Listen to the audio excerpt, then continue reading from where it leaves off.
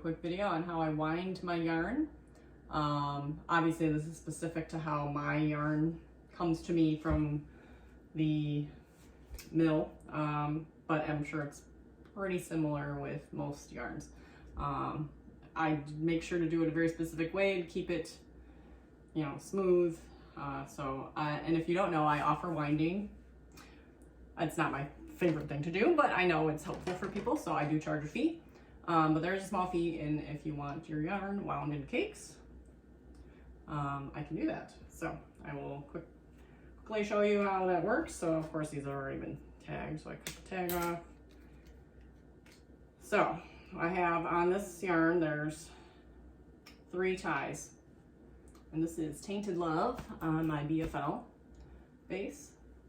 So I find all the ties and make sure everything's kind of straight. And I get it onto my Swift as straight as I can. A little bit snug. So there's figure 8 ties in most of the yarns that you should get. So, you know, I kind of make sure they are aligned. And then I can snip them off carefully. So try to give it a tug so I'm not snipping the actual yarn. Now, when it comes to the third and final tie on my skeins and on other skeins I've seen, sometimes they tie the ends, so the beginning and the end are tied in there, and that's what this is. But this doesn't have a separate tie on mine. It's very strange, and when I got these originally, I'm like, what is going on here?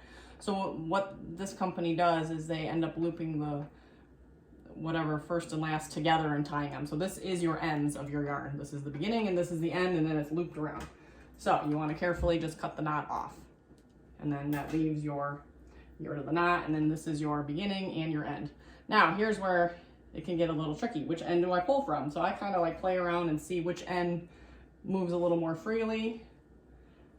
So that end seemed to move pretty well. Yes, and this one seems to go underneath. So the end that doesn't seem to move as well, I kind of tuck in so it doesn't get tangled. And then we thread our winder and hope for the best, right? So I start off slow, see how we're going. And honestly, sometimes I've had to stop and like pull from the other end, but this is going very smoothly. So I will not bore you with the entire winding, and I will catch you in another minute.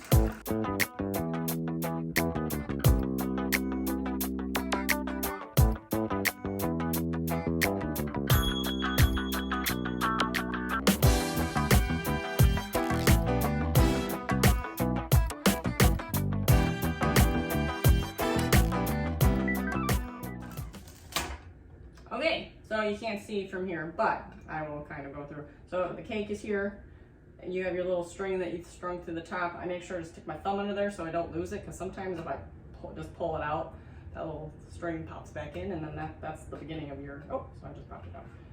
So it's hanging there. So there it is.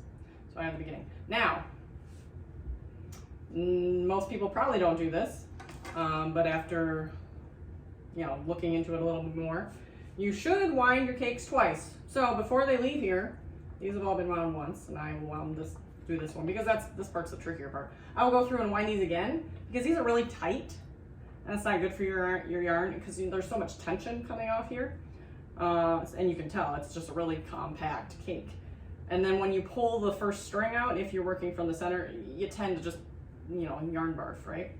So I will rewind these again to loosen up so that if you're not knitting from it right away too, as well, if you're storing it, it's better for the yarn to be a little bit loftier. So when I pull from here and reskein it or recake it from here, it will be nice and floofy. There's not a lot of tension coming from it.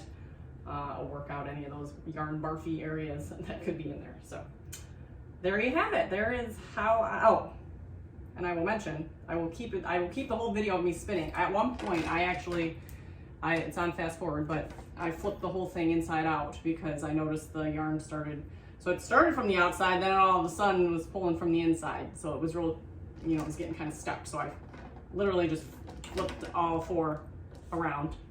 so that we would be pulling from the outside. That's how you get the smoothest. So sometimes you gotta fiddle with it. I don't know how electric winders work. Like, does it just yank from the inside and it's got enough power? But I feel like that's not good for your yarn either, so I don't know. So eventually I'd like to upgrade to some maybe non-PVC equipment, but this works great and it works for me right now.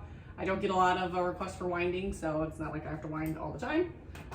If that was the case, then I would maybe invest in some more equipment. So there you have it. There is your tip from the cat lady. Hey, it's me again. I thought I'd just add this into the end. So here is an example of what happens when you recake it. So you see how a little fluffier it gets. It looks a little more organized, a little straighter than. So that's why I double cake them.